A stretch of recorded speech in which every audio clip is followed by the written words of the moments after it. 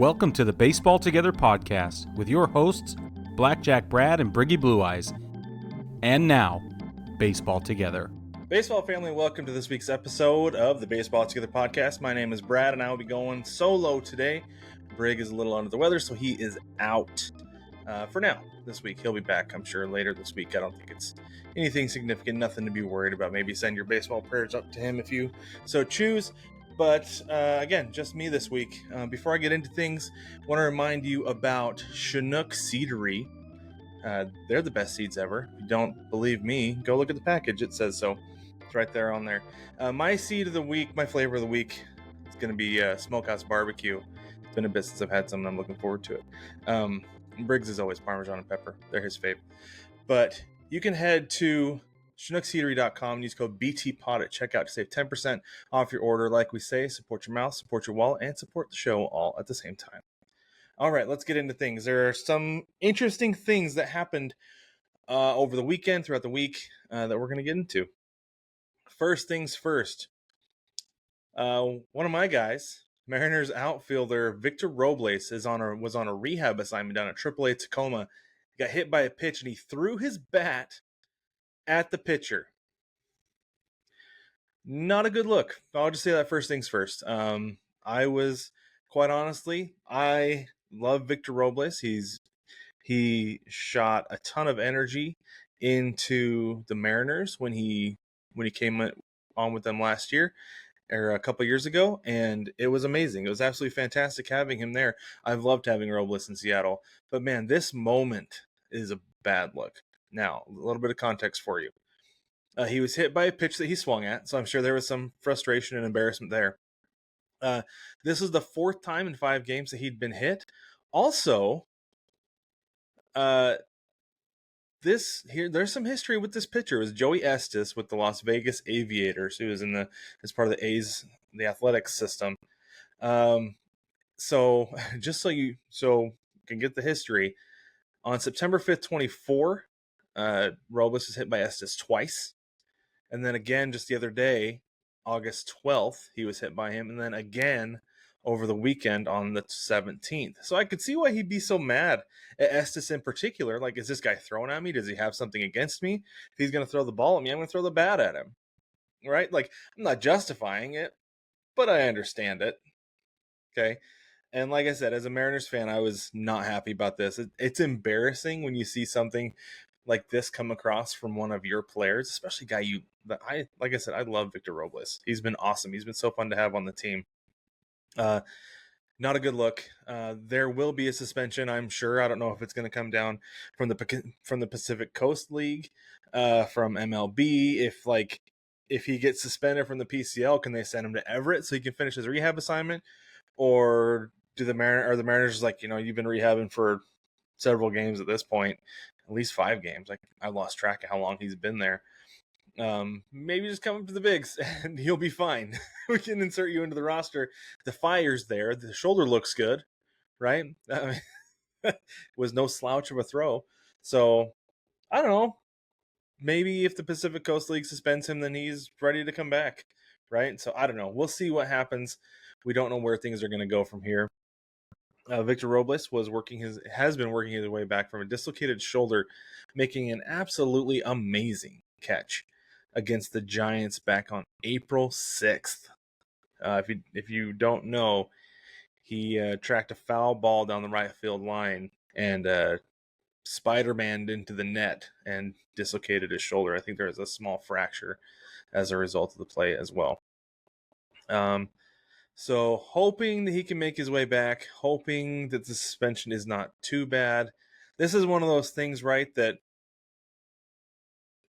we see in the Mexican League, in the Dominican Winter League, or the Venezuelan Winter League over the winter when it's not baseball season. Suddenly we're like, oh my gosh, somebody hit the catcher with a bat or threw the bat at the pitcher. Like, these are the kinds of things that we see in those leagues that feel a lot like the Wild West. We don't see it so much in AAA in the U.S. But it's here. So we saw it. I'm really curious how the Mariners are going to handle this, how MLB and MILB are going to handle this. And so as of right now, we don't know. I was watching the Mariners get pummeled by the Phillies earlier, and they asked Jerry DiPoto. He was in the booth talking to Aaron Goldsmith and Ryan Roland Smith were calling the game. He's talking to him. They said, "Do you know what's going to happen?" He's like, "I have no idea what's going to happen." So nobody knows, but we will provide an update when we know. So something to keep an eye on. Okay. Diamondback second baseman / DH Ketel Marte has been taking more days off than his teammates might like. This is according to a report from the Arizona Republic. They say that he requested days off before and after the All-Star break. And to be fair, during the All-Star break, his home was burglarized while he was in Atlanta, right? And that all went on. So he took a couple days after, but he took days off before the All-Star break. He played in the All-Star game, and then now he doesn't play after. And then last year, at the end of the season, apparently he requested to take a couple days off at the end of the season, like the last week of the season, when the D-backs were still like in the hunt for a wild card spot. They ended up missing out on a wild card spot. I don't want to blame one guy, but he was an MVP candidate for much of the season. And I know he probably wasn't fully healthy at that point, but let's be honest, nobody is at that point. Most guys are not fully healthy come the middle of end of September. Arms are sore, legs are tired, brains are tired. Everybody's got mental fatigue going from the long grind of the season. And then you're coming up on a playoff race and you've got your best player sitting out. I would probably be a little bit upset too, but I will say this. Shortstop Geraldo Perdomo has defended Marte. He said, please, he just wants to play baseball. I don't want to speak as a teammate. I want to speak as a brother. He just wants to play baseball. Just leave the guy alone. It's been too much for him. And to be fair, he has been through a lot this year. There was the incident with the fan saying something about his mom who passed away, right? Like that whole thing, not just the thing with the fan, but that whole thing has got to be absolutely wearing on a guy. I can't even imagine what that's been like for him. So there's that. And then insult to injury, his home was broken into and burglarized while he's gone. You're thinking he lives in a nice neighborhood, I'm sure, in Scottsdale. Let's be honest, most neighborhoods in Scottsdale are very nice. So yeah. So he lives in a nice neighborhood in Scottsdale, and he's assuming that everything is safe, nothing's going to get stolen from him, and yet here it is. So I'm sure he probably there's a piece of him that doesn't really feel safe to some degree. Doesn't feel safe from the fans always. Doesn't feel safe about his home. A lot of mental wear on this guy right now. So last year, like I said, nursing a little bit of an injury. This year, he's dealing with a lot more mentally, I think. And so it's been tough. It's been really tough on him. The fact that he's still able to play and contribute the way that he does every day, it's good on him. But this report did come out today or yesterday. I think it's Monday, the 18th, that the Diamondbacks are going to, quote, listen to offers. This came from USA Today for Marte this offseason, but they won't be actively shopping him. So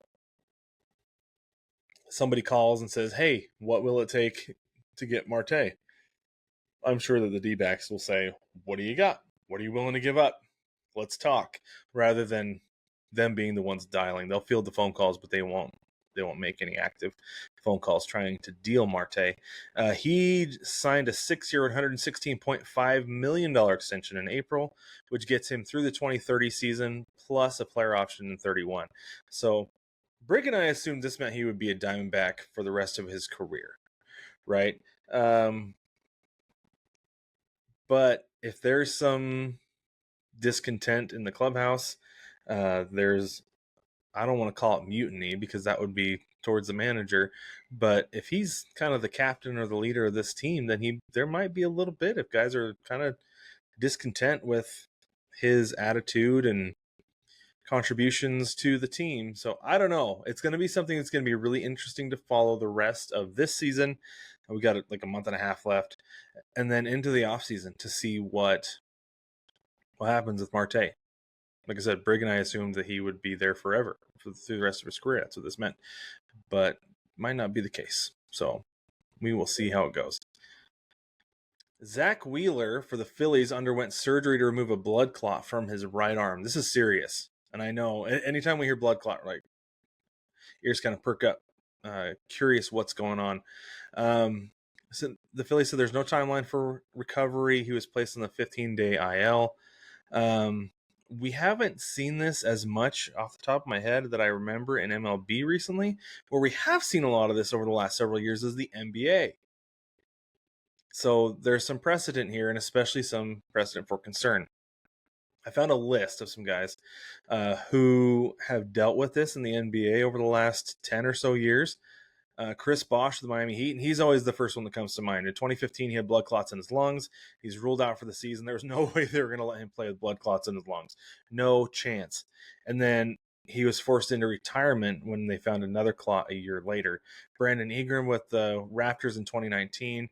Christian Coloco with the Lakers in 2023. And then just this last year, we've had Victor Wembanyama of the San Antonio Spurs was diagnosed with a blood clot in his right shoulder in February, and then he missed the rest of the season. Damian Lillard, my guy, was with the Milwaukee Bucks this last year. He was out for the final 14 games of the regular season and some into the playoffs, the blood clot in his calf. And last year, Osar Thompson with the Pistons was diagnosed with a blood clot in March and didn't come back until November. So this is a serious thing that they're going to pay a lot of attention to. Like I said, he had surgery to remove the clot, but they're going to keep an eye on to see if clots come back. Try to figure out what's causing the blood clots and things like that. I read an article while I was looking into this from The Athletic, and they talked to Dr. Christopher Yee, a vascular surgeon at Memorial Orange Coast Medical Center in Fountain Valley, California. Say that times 5 times fast. I can barely say it 1 time fast. But he says it's more common in people with repetitive arm movement. It's just sort of random with people with a repetitive arm movement. A pitcher feels like they would fall under that. They also say there are some genetic factors that come into this. There are going to be clotting factors from your genes that cause things like this, that cause you to be more prone to things like this happening.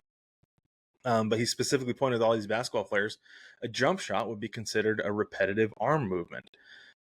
Throwing a baseball, especially as a pitcher, would be considered a repetitive arm movement.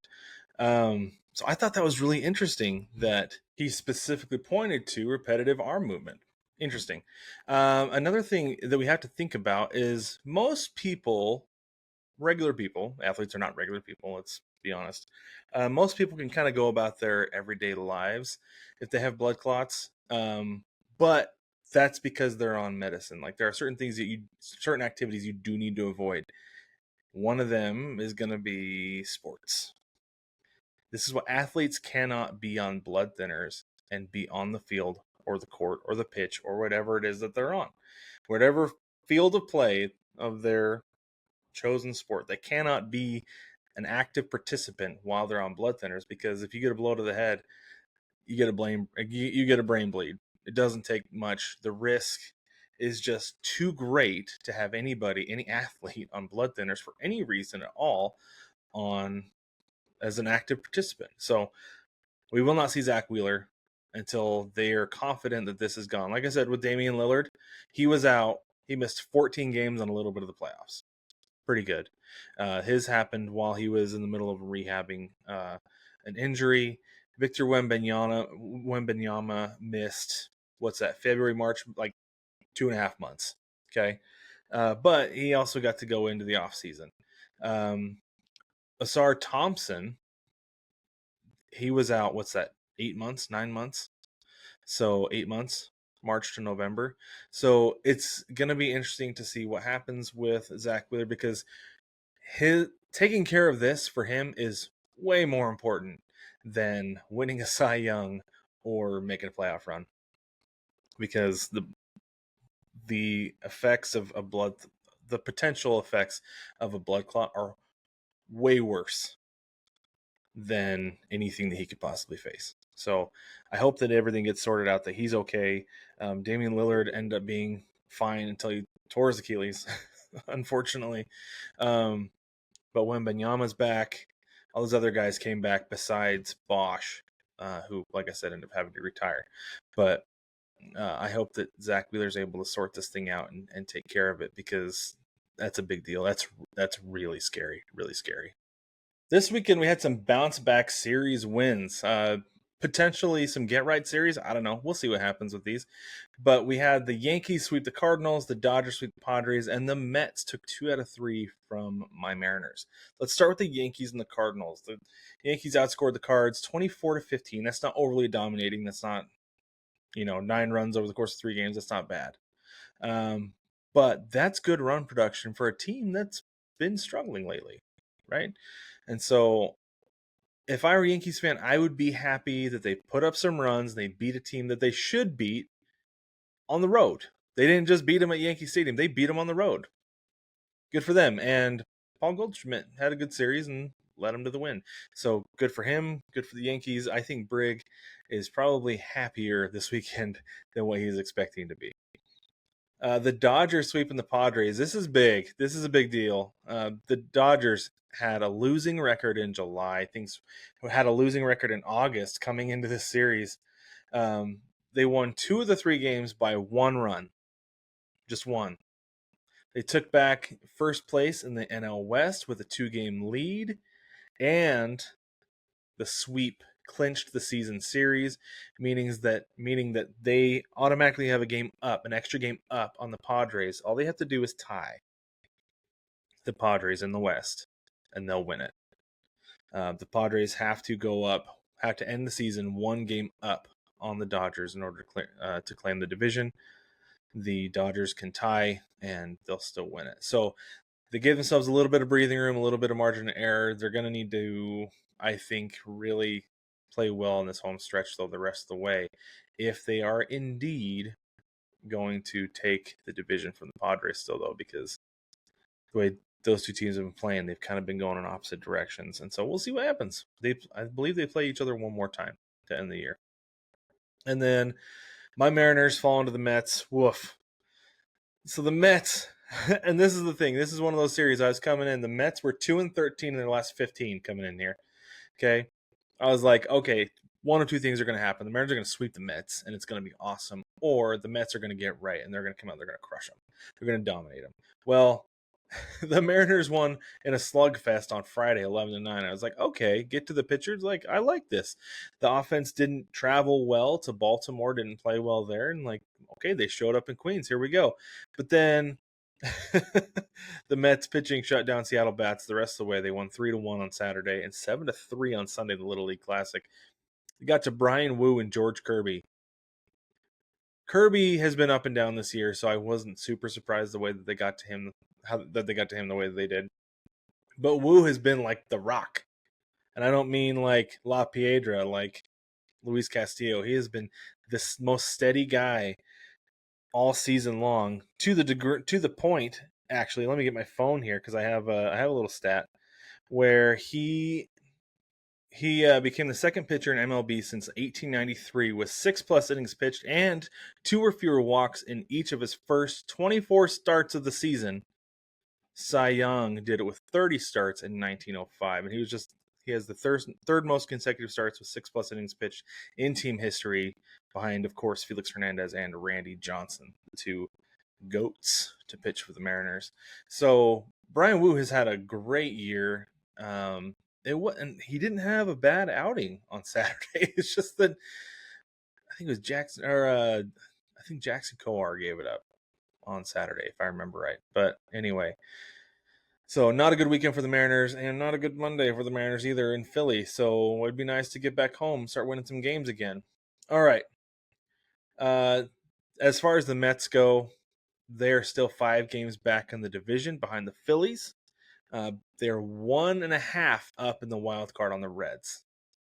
The Mets hold the 3rd spot. The Reds are in 4th, and they're only a game and a half back. Look out. They have been playing well of late. So I don't know if the Reds will catch them. It'd be pretty wild if they did. But careful, New York. Careful. All right, let's end with this. Today in baseball history, August 18th, 1983, after AL President Lee MacPhail overrules his umpires regarding the Pine Tar ruling, the Pine Tar game, A July 24th home run by Kansas City Royals third baseman George Brett against the New York Yankees stands. McPhail said umpires went against the spirit of the rule. The game resumes with the Royals leading 5-4 in the ninth, which would be the final score. That still blows my mind to this day that game was that they ended up overruling the umpires, coming back, playing the game, and went from a Yankees win to a Royals win. Just amazing. Well, baseball family, thank you so much for joining me this week on this Tuesday edition of the Baseball Together podcast. If you have not already, don't forget to like, subscribe, rate, and review everywhere that you can. If you're on YouTube, hit like and subscribe. Like I said, if you're on whatever audio platform and you can leave a review, please do that. That helps as well. But baseball family, thank you so much for joining me. Once again, Brig and I will catch you on Thursday at 9:30 p.m. Eastern when we go live.